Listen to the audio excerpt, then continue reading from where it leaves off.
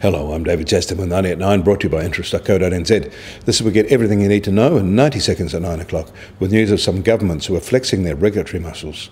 But first, American jobless claims pipped up last week, although they're still at a low level and consistent with steady job gains. And north of the border, in Canada, retail sales there have come in well above expectations, with a strong showing in most provinces and for most items. The one exception, however, was for cars. And south of the border in Mexico, which is a G20 country, it has raised its benchmark interest rate for the 7th consecutive time, and that now sits at 7%. Inflation is a persistent problem in Mexico, and it is running at twice the rate their central bank is targeting. In China, their Banking and Regulatory Commission is conducting a sweeping review of the borrowings of some of their country's top overseas deal makers in one of the most forceful attempts yet to get a grip on runaway debt.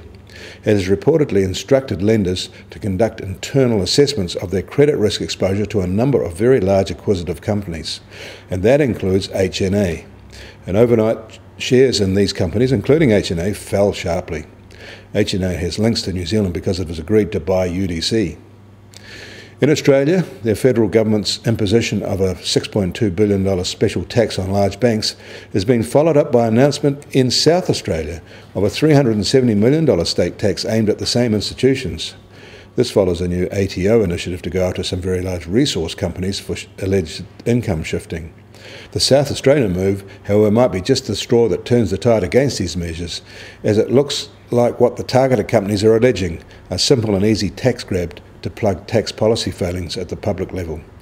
And almost unnoticed in their budget is a new 4% additional stamp duty that will apply to residential property purchases by foreign buyers and temporary residents. That will take their stamp duty to 9.5% for properties worth more than $500,000.